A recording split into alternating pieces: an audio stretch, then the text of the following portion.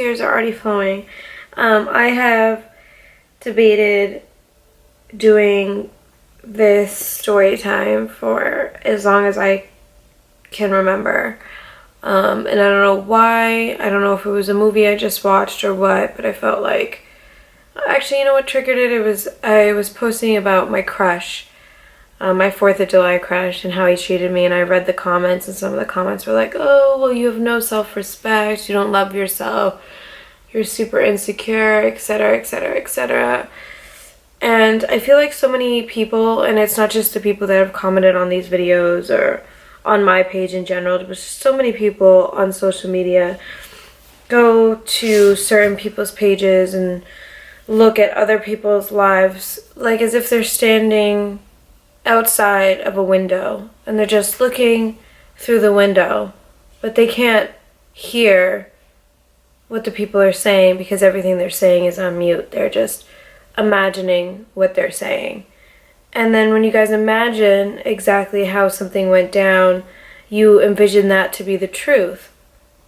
But the truth is only between the people that are present in that moment. Even when I do a story time, I could do a story time about CT or Vinny or Zach or any man that has ever graced my presence. And again, I'm telling my truth, but his truth could be something completely different. And then what you're seeing is from a third-party perspective, as if you're standing on our lawn outside of our home, and you're looking at us, and you're like, well, this is what I assume their relationship to be, or this is how I assume he felt at this moment while she felt this at this moment, and I hate her, and I love him, and it's just so crazy because I find myself doing that too, you know. I'll watch story times, or I'll listen to other people's stories, and I will watch it from my point of view. And I'll hear it from whoever's telling the story from their point of view, not even acknowledging the whole picture or the whole story. So when I post story times about the times I've had sex or relationships I've been in or relationships I've experienced, it's because I feel like someone is sitting at home in their room, as I am now, not filming a YouTube, just weeping in a box full of tissues, wondering why they're not good enough, or why this man or that woman or this person or that person isn't calling them back, and they think that they're not good enough. And we all convince ourselves at some point in time that we're not good enough, you know? So I wanted to tell y'all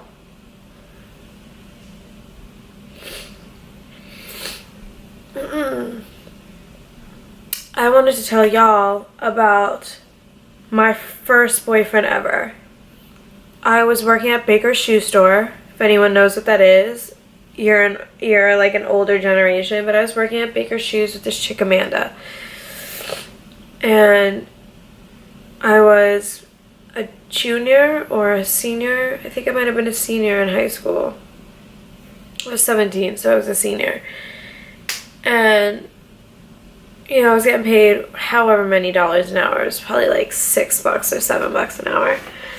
And I was working with this girl, and I liked this girl. She was cool. She was older than me, like a lot older than me, but she was a manager. She was like, oh, this guy that I know is coming in to the store to see me. I'm like, yeah, I don't give a shit, because like I'm a really laid back chick. I don't care. You want your boyfriend to come to work, give you a couple kisses, cool, bet. If I had one, I'd probably do the same shit, but I don't, so it was cool.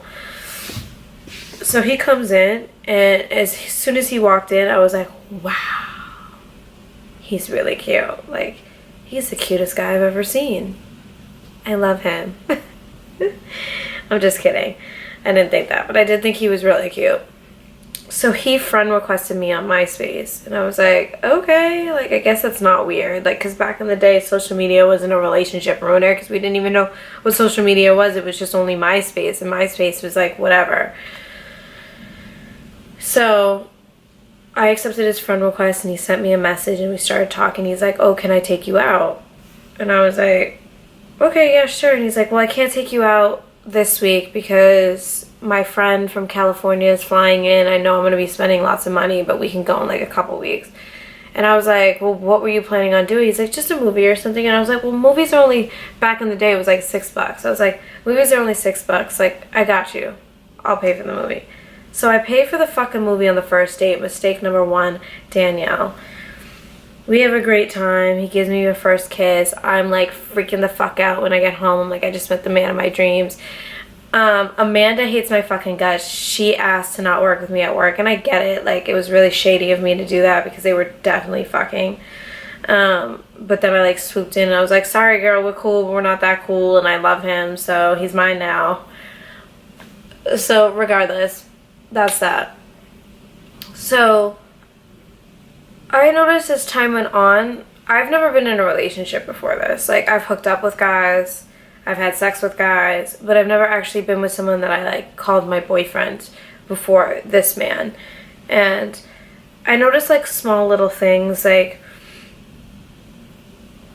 there was one time it was like 9 bajillion degrees out. It was so hot out. And I drove to his house in like a cute summer dress. And mind you, he lived with his parents, his mom, his stepdad, his real dad, and then him. Oh, this story trips me out. Anytime I think about it, it just like gives me severe anxiety. So I remember I drove to his house and like his brother was there and his brother's kid was there, and he like sees me and he runs inside, and I like walk up to the door and he like won't open the door, so he opens, like there's a screen and then a door, but the screen is locked, and I was like, what the fuck are you doing? So he calls me on his cell phone from the other side of the door, and I'm like, what are you doing? He goes, did you stop anywhere before you came here? And I was like, yeah, I got fucking gas, like what's up? He's like, go the fuck home, change your outfit, and then you can come back. And I'm looking at him like, what? But I'm also 17. I have no idea what a relationship is supposed to be like, so I'm thinking this is normal. And it's not like me and my mom are like braiding each other's hair and she's like telling me what not to accept from a man. Mind you, my dad cheated on her 1,000 times and she's still with him. So her idea of a relationship probably isn't like what I want to be listening to anyway. Gabby is somewhere, someplace, not talking to me in her abusive relationship at the same exact time. So I don't have her to talk to. So I'm just thinking this is fucking normal. So I drive all the way home and I change my outfit and I come back. And his mother, his own fucking mother, pulled me aside and was like, I love my son, but you should get out of this when you can. His own fucking mother. And I'm looking at her crazy like, bitch. I love him. Because I know exactly what love is, because I'm 17 and I've never felt it before, but this has got to be it.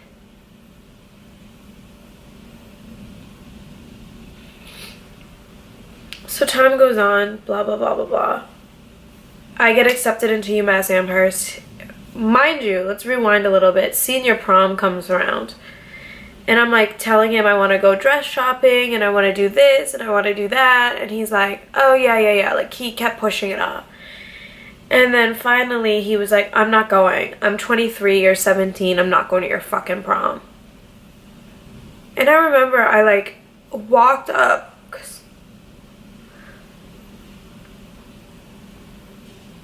My house back home is like, the basement used to be like my apartment.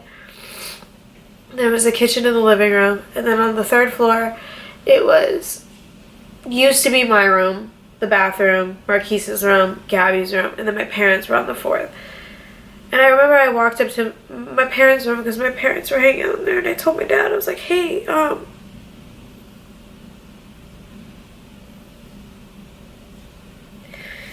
not making it to prom this year. He doesn't want to take me. It was the first time I saw my dad cry outside of my uncle's passing. And he's like, I've been waiting 17 years to see you. Sorry.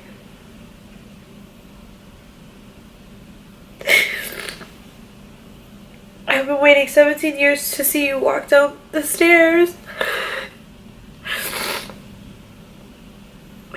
in a dress. And you're telling me I'm not gonna see that anymore? I said, no, Dad, it's okay. I didn't want to go to prom anyway, even though I've been dreaming of prom my whole life. So I miss prom. I never went to a prom. I have no prom pictures. None.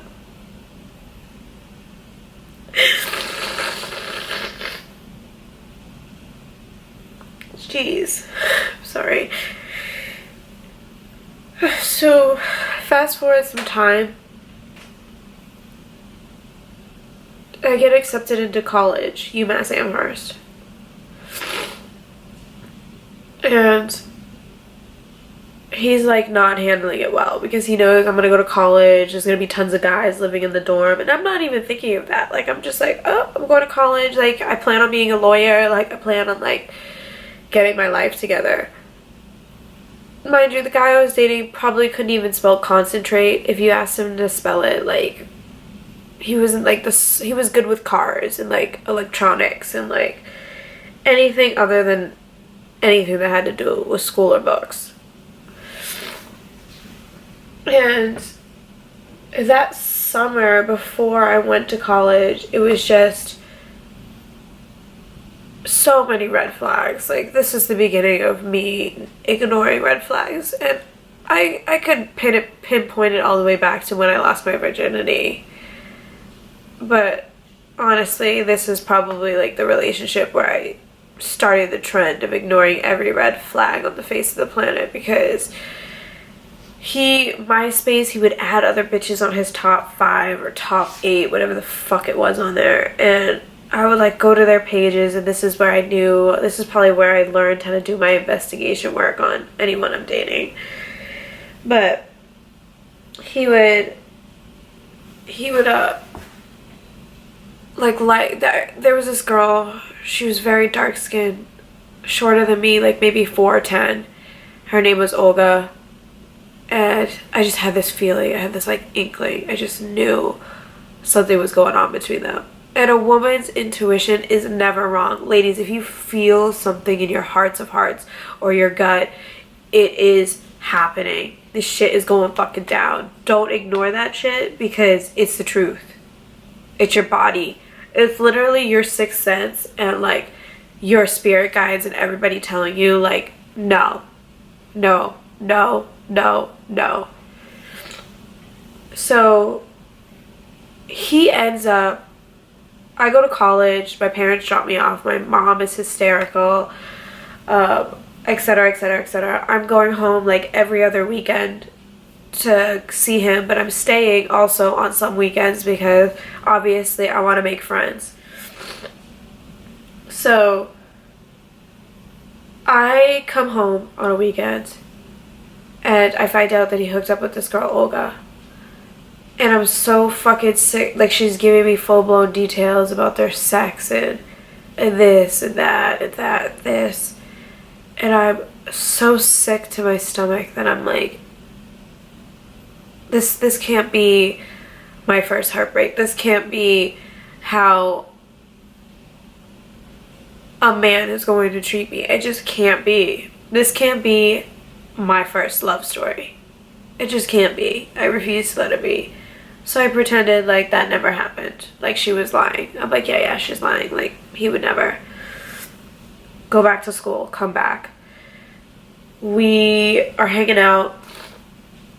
And he added the bitch from Baker's back on his top 5. The bitch he used to fuck. And I'm like, motherfucker, what's up? Why is this bitch on your... First of all, why are you even friends with this bitch? And number 2, why is she on your top 5? So she writes me on AOL Instant Messenger. Remember that was a fucking thing? Yeah, she tells me they're fucking again. So not only does this bitch Olga tell me they're fucking, but now this old school Amanda bitch from Baker's is telling me she's fucking him. And I'm like, yo. 1 bitch, 2 bitch, 3 bitch, 4. Where they at? So I find out about this other chick who's like literally the epitome, and I hate to say this, WT, white trash, like trailer park trash. And she tells me they're like leaving each other comments on MySpace that are just like not appropriate if you're in a relationship. So as a woman, I confront him about it, and like a narcissistic, psychopathic, sociopath, cheating, lying scam artist, he pulls a 360 and blames everything on me. You're delusional, you're this, and that. So I decide to write this female. Mind you, I'm like 18. I got like 5 million tests I gotta study for. Like, no man on the planet should be doing this when their woman is trying to better their life. Period. But at the time I was young, I had no one to talk to, not my parents, not my sister, nobody. So it was just me trying to figure out all this fucked up bullshit on my own. So I write her, she tells me they're fucking, that he just brought her roses, screenshotted him holding the roses in her apartment. And I just called him and I said, I'm done. I'm done with you. Don't hit me up, don't call me. I'm gonna focus on school. This isn't working out. That was like probably the best I ever felt since knowing him. Did I tell you on Valentine's Day? My first, I don't even count this. I still tell people I've never had a Valentine, but my first Valentine, he told me that he wanted to take me out to eat. He took me all the way to a Chinese restaurant. Number one, I hate Chinese food. Number two, it was snowing. Why the fuck would we drive 30 fucking minutes in the snow for some goddamn fucking Chinese food? So he orders like a bunch of food. I'm not eating any of it. And then he pulls the I forgot my wallet trick. So like I had to pay for the fucking Valentine's Day dinner. We go home, we have sex. He thinks the sex makes up for it. Sex was okay. It was good from what I remember. Sex will make you do some stupid shit, ladies. For real. So whatever, we take a break, and when we're on a break, he like takes me off his top 5, deletes me, blocks me. He then re-adds me so he could see, so I can see all his posts that he's putting on like not Instagram, MySpace, and like his away messages on AIM and like all this bullshit. And I'm like, this motherfucker has really got me fucked up. But at the same time, I really was okay. When there was a distance between us, I was okay.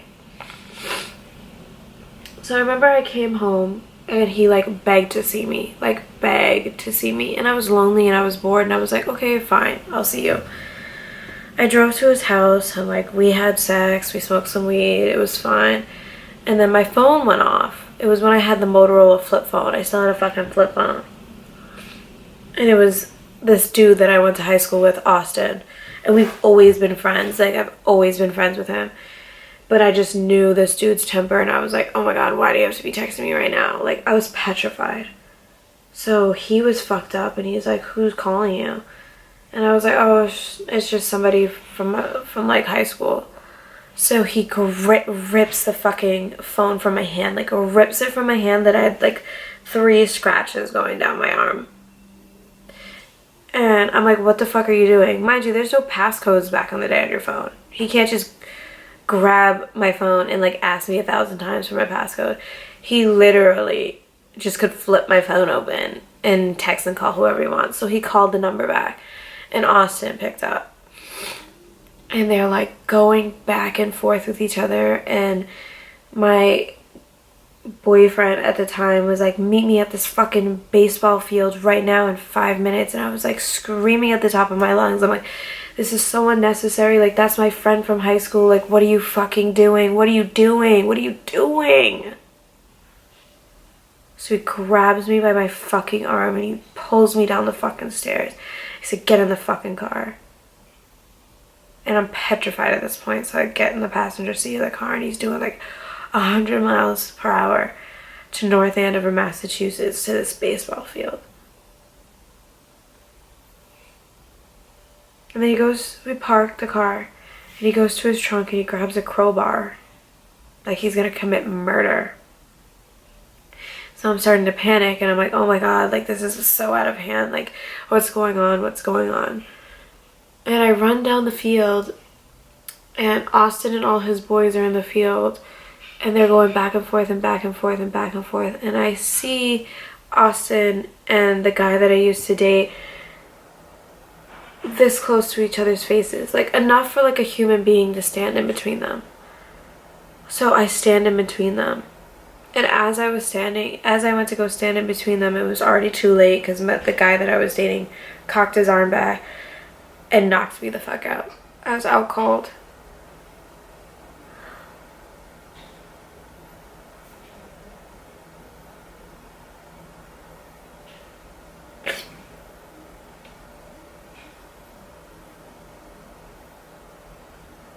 I woke up and it was like, one of those nights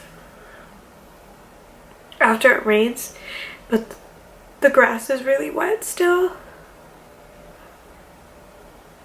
It was wet and I was just laying there, literally face down in the grass.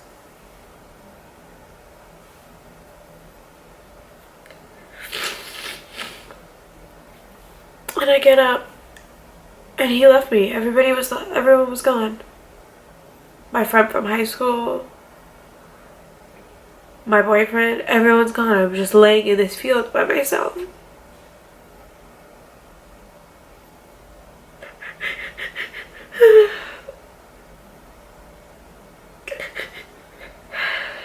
I remember finally getting the strength to just sit up. And I just wept and I wept and I wept and I cried so hard in my hands because I was like, this. My dad would kill you. My dad would murder you and put you in a grave. So I just started walking home. I was far from home, but close enough to maybe walk. It would maybe take me 40 minutes. I kept thinking, 40 minutes is not that long. So I started walking. And then I hear this loud fucking car pull up behind me, and I just knew it was him, and he told me to get in. So I got in, and he dropped me home.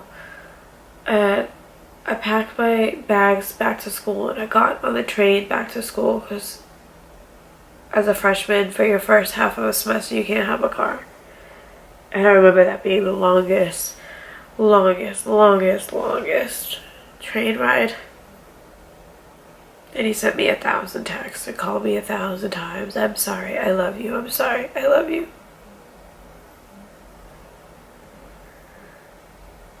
And you want to so desperately believe that they do because you feel so alone because you can't tell anybody.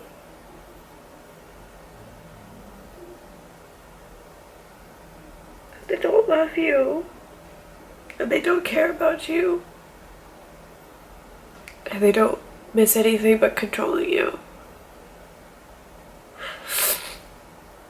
So a couple weeks go by, and then I'm about to go on break. I think it's Christmas break.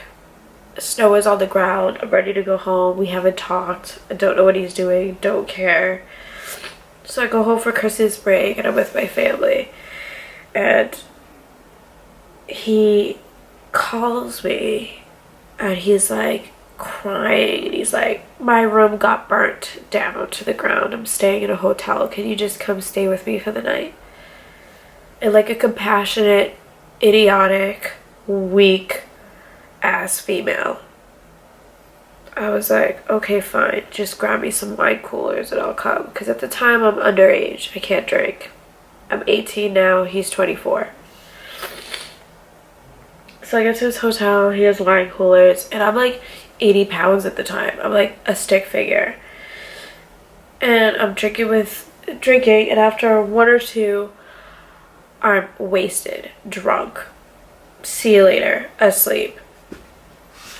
And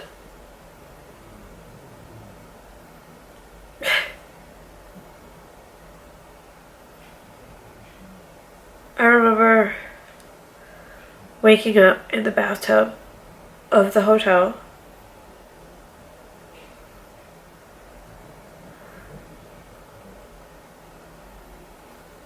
and I was covered in my own vomit because he forced me to give him head when I was asleep. So I vomited all over myself. And then I was covered, like my hair, everything was covered in his semen. It was all over my face, my hair, my chest. And I woke up while he was pissing on me. And as I was looking at him in complete utter disgust and disbelief, he stared down at me and he said, "How does it feel to be a fucking whore?"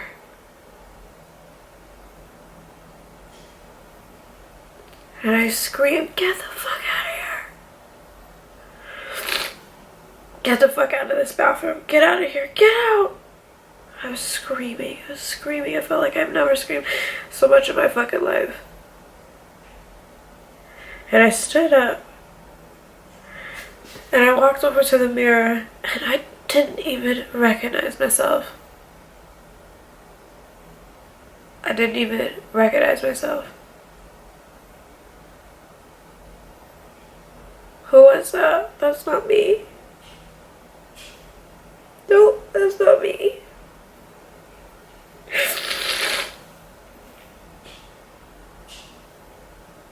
I wrapped myself, I cleaned up my face and my hair and my chest, and I wrapped myself up in a towel.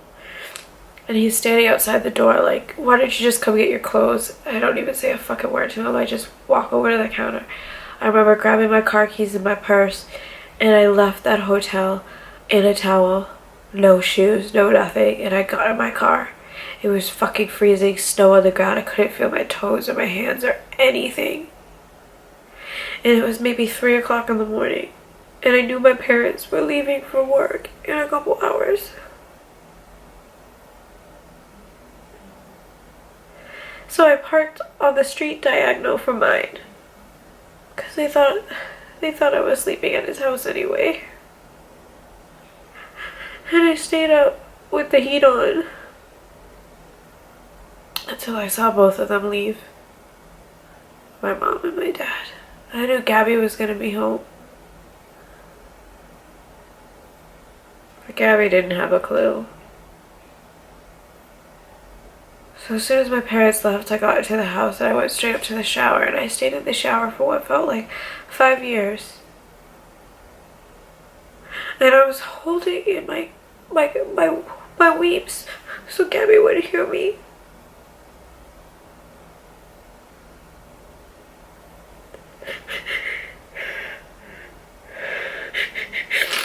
And I had to come to the realization that the man that I thought I loved, the man that has stolen prom from me and time from me and love from me, just raped me.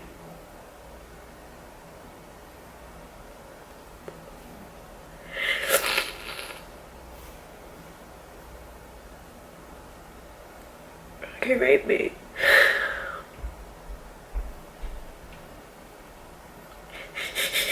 And when you come from a family where they love you so much, you don't see it as I have to tell someone because I need them to save me from this right now. You see it as I don't want them to judge me and I don't want to let them down, so I'm not gonna tell a single human being. I'm not gonna tell a soul. I'm just not gonna do it.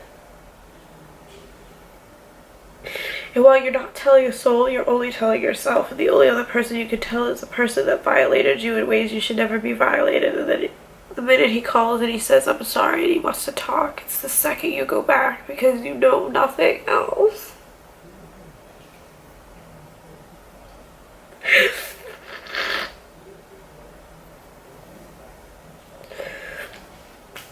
So I got back with him, and then a few months later he told me that he was just moving to California. Never said goodbye to me, nothing. He just left. Gone. Which honestly was probably a blessing if the blessing stopped right there, but it didn't. I'm in my sophomore year of college. Facebook And I said, I gotta go. So I take a bus 4 days from Boston to San Jose, California. When I get to San Jose, California, I call him. His number is disconnected. I go to write him on MySpace. His fucking MySpace has blocked me. I have no communication with him whatsoever.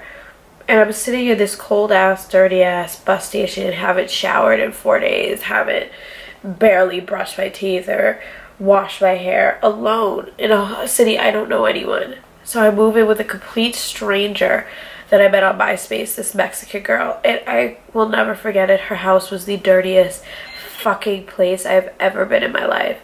Cats everywhere. Chihuahua, like when I say she had 21 chihuahuas, this is not an over exaggeration. She had 21 chihuahuas. Shower full with mold, like full on black mold. And I was like, I don't want to go home. I don't want to hear my parents say I told you so. Like, I'm not doing it. I'm gonna make this work. So the next day I go to San Jose State University, I enroll, and I try to rush for a sorority. I rushed for the sorority. I'll get into details about everything that happened in the sorority, although I did do one that said I rush Alpha Phi. If you go a couple videos down, ugh, that was like a cult. Go ahead, watch it if you need like a decent laugh, because this video is gonna have no laughs in it. I'm sorry, I can't be a comedian 24/7. Okay, I got my own problems. So I rushed the sorority. I get a fake ID. I'm enjoying my best life in San Jose. Missing Gabby, missing my family, still wondering what the fuck I'm doing with my life and what I'm even still doing here, and why don't I just go back to UMass Amherst, etc., etc., etc. So then he writes me a message on Facebook months later, probably like 3 months into me living there. And he's like, so when can I fuck you in the ass again? And like a dumbass, fucking weak ass, pathetic ass bitch, I said, tonight. He's like, okay, I'm gonna be at this mall, meet me there. So I meet him at the mall, and I haven't laid eyes on this man for like over almost 2 years.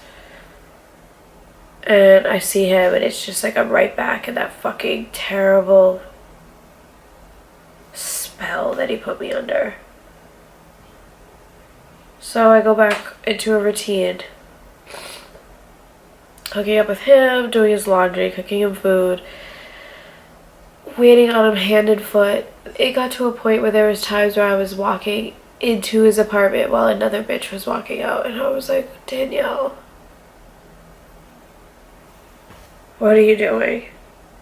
So I ended up getting him a job at this insurance company that I work for, and he would always flirt with everyone we work with, and I go, I will get you fired. Like, if I got you a job, I'm helping you out, have some motherfucking respect. He didn't have a car at the time, and some lady that really loved me gave me her daughter's car while she was away at school in Southern California. So I remember one day after work, we all went out for drinks. I used my fake ID. Me, him, and my old roommate, Crystal, the one that hooked up with the UFC fighter. And we're at the bar, and I have one martini. Just one martini. But martinis is all liquor, okay? Barely any juice. I was done. Wrecked. So he knew he had to drive me home. Mind you, I would have let him drive me home and brought me back to car in the morning. But he just drove back to his apartment. And the whole way we're driving back to his apartment, he's telling me how ugly I am, how I ruined his plans with another female, etc., etc., etc. And I'm crying because I'm drunk, and I just don't understand why he's being so mean. So as I'm scared, I run into his bathroom and I lock the door. So I lock the door, and he's like, you're so fucking ugly. You're so fucking disgusting. I fucking hate you. Like, just screaming at me from the other side of the bathroom door. And I'm weeping and I'm weeping and I'm weeping. And I just remember how badly I wanted to call Gabby.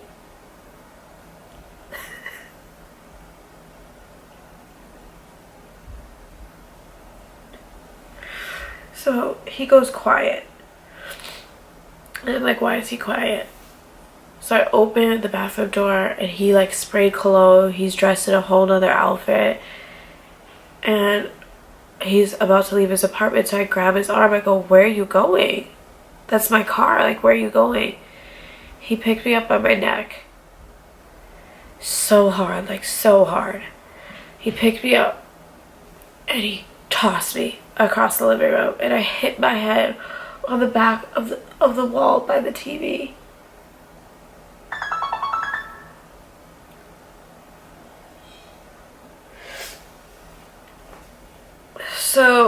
wake up sometime later and I'm just at my lowest point ever in life.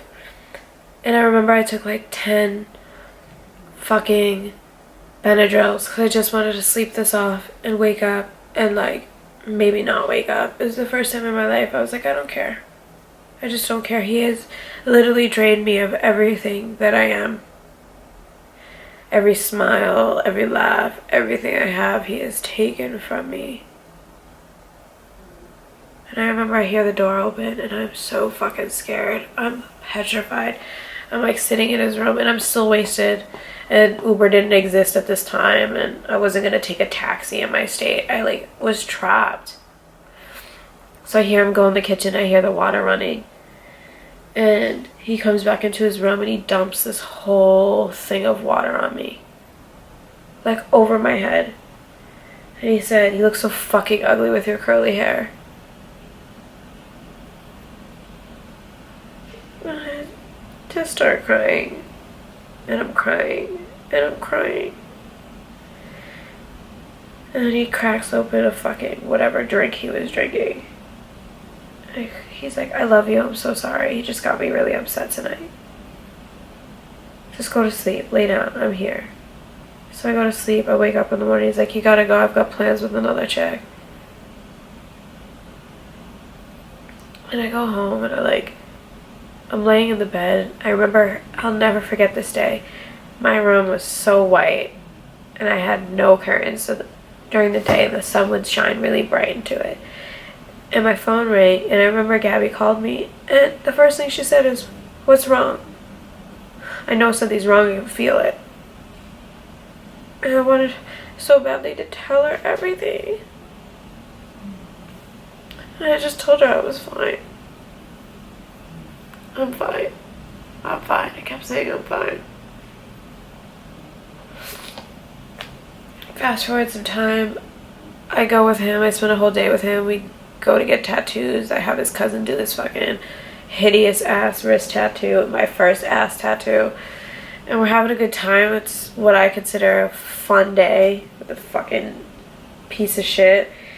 And we get back to his apartment and I park on the street, and he like lived on one of those streets where it's like in one of those apartment complexes that was small enough that you like knew everyone's fucking car there.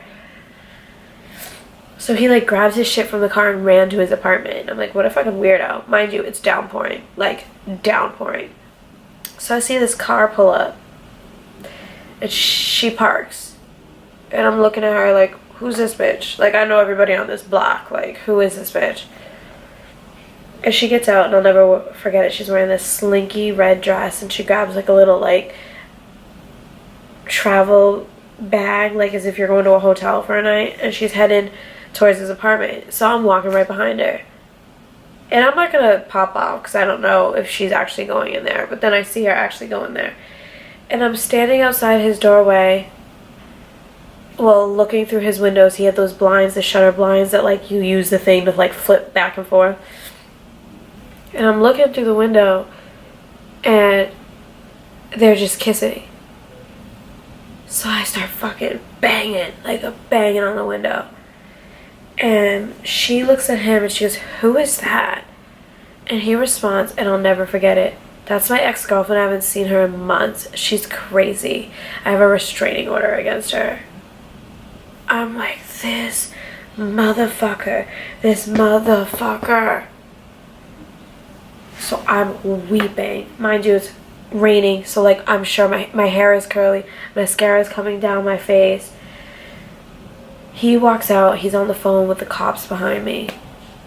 And he's like, "My ex-girlfriend's here, I haven't seen her in months, and this, and that." And I turn around, and I swear to God, y'all, I just cracked my arm back and hit his fucking nose. And his nose is the most sensitive spot on his face. And he's like, "She just hit me, she's about to get in her car and drunk drive home. Blah, blah, blah, blah, blah, this is her license plate." And I just got in the car, downpouring, shit-faced, drove all the way back to my apartment. And by the grace of God, I got there and I walked into my apartment and I was by my toilet. I vomited because I was so sick with myself. I was clenching my stomach. it took me forever to fall asleep, and when I finally fell asleep, I woke up. I looked myself in the mirror, and I used to have these sweatpants that fit me like a glove. And I put these sweatpants on, and they were like dangling off my body because I lost so much weight.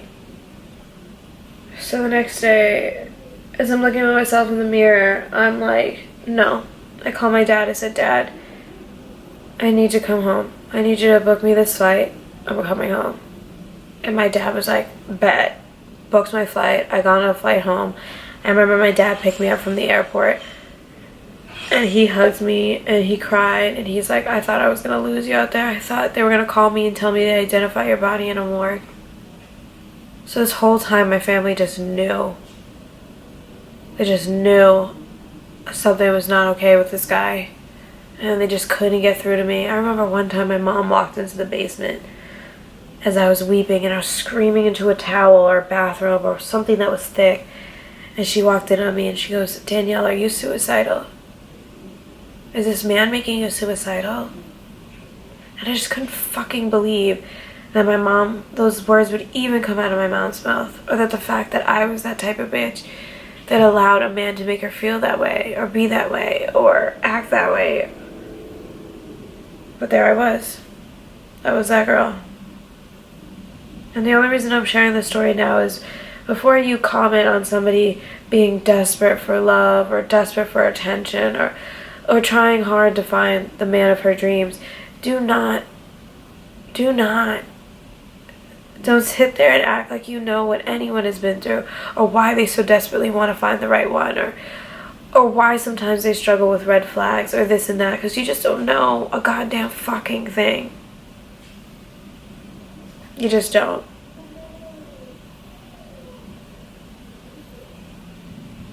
You don't know shit. So, yeah, that's the story. There's a lot to that story, but I can't go into every time he beat the shit out of me or every time he punched me in the ribs or gave me a black eye or pulled my hair, or told me I was disgusting or told me to change or told me I was worthless or useless or pathetic. I can't tell you every time because this video would be 5 million hours long and I would probably be inconsolable after. So I'm going to end this video here by saying for any female that has or is going through something like that, get the fuck out of Dodge. This man does not love you. He doesn't care about you. He doesn't even care about himself. Because any man that could treat a woman he loves like that, or any woman in general, they don't love themselves. They damn near hate themselves. And they hate themselves so much that they gotta make someone else hate themselves too. And the closest thing they can get is the first person they can manipulate. And the first person they can manipulate is you. So yeah, I struggle in relationships because I'm always looking at men like, when are you gonna hurt me? When are you gonna break my heart into a million pieces? Because I'm waiting for you to. And sometimes I try to look past red flags because not everything is a red flag, but because I was in this relationship, I think that it is. So sometimes I'm like, okay, maybe I'm just reading too much into it. Maybe I'm just still fucked up. But yeah. That's it. I'm not even going to promote any of my social media because I need to end this video right here. I love y'all. Love yourselves too. And if this has happened to you or is happening to you, just, it's going to take time. In fact, it might take the rest of your life. And maybe even after that. But you'll be okay. Just get away from whoever is hurting you. Because they will steal so much of you that you don't even know yourself anymore. So, I love y'all. Bye.